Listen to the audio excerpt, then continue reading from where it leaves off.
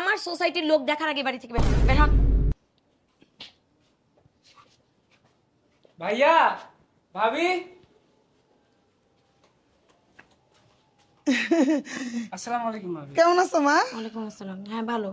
হঠাৎ আপনারা কোনো কিছু না বলে কই চলে আসলেন যে? আইসা বললাম কতদিন ধরে তুমি করে দেখি না, ভাবলাম 2-4 দিন থাইকা যাই না রে বাজান। কি আপনারা 2-4 দিন থাকবেন আমার বাড়ি? আপনারা আসছেন কেন বলেন তো? শুধু থাকার জন্য? আমার পোলাটারে কতদিন দেখি না, তোমারে দেখি না, এই জন্য মনটা ছুটে যেতেছে, ওরে বুঝাই বাজাই লইছি। বুঝলাম না মা, ছেলেকে দেখবেন বেশ ভালো কথা, আমি না আপনার ছেলের ছবিটা বড় করে রুমের মধ্যে টানিয়ে দিয়ে আসলাম, সেই ছবি দেখলেই তো পারেন, ছেলেকে দেখার জন্য আসতে হয়। এটা কোনো কথা কইলা মা? ছবি দেখে কি পরানপুরে আমার জলজন্ত ছেলেটা তোমার কাছে থাকে? আমারও তো মা হিসেবে মন চাওয়ার একটু দইরা শুয়ে দেখতে, নিজের হাতে খাওয়াই দিতে। আসছেন ভালো কথা, নিজের দিকে একটু তাকিয়ে দেখেন, লেভাসটা দেখেন, এই কাপড় পরে কেউ আসে আমাদের বাড়িতে? আপনি কি জানেন না আমাদের বাড়িতে একটা রুলস আছে? আরে দারুণ, আপনাদের বাড়িতে ঢুকতে দিল কিভাবে? আপনাদের কিছু জিজ্ঞাসা করে নাই? তোমাদের জিজ্ঞাসা করে নাই তোমরা কে কার কাছে আসছো? আর ভাবি, আপনি আম্মার সাথে এইভাবে কথা বলতেছেন কেন? কিভাবে কথা বলবো?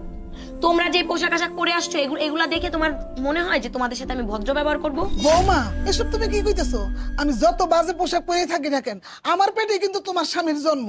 এত বড় বড় কথা বলো না। আপনি হয়তো লেকচার দিয়ে না মা, বের হন বাড়ি থেকে। আমার সোসাইটির লোক দেখার আগে বাড়ি থেকে বের হন। আমি চাই না আমার মানুষ। বাজান, কেমন আছোস? ভালো। তোমরা এখানে দাঁড়িয়ে আছো কেন? আর কি হয়েছে পুতুল?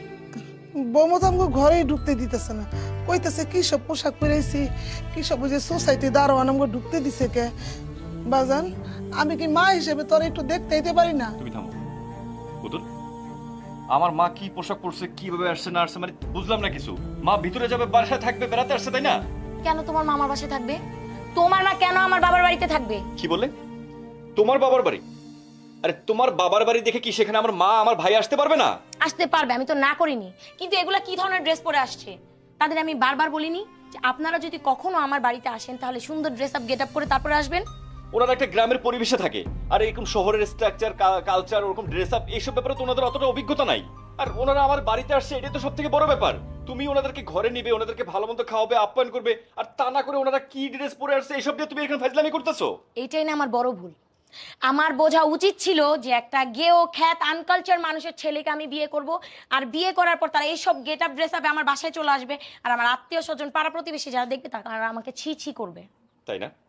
আচ্ছা ঠিক আছে পুতুল, তার মানে হচ্ছে যে আমার মা আমার ভাই যে অবস্থায় আসছে এখানে তাদেরকে তুমি বাড়ির ভিতরে ঢুকতে দিবে না, তাই তো?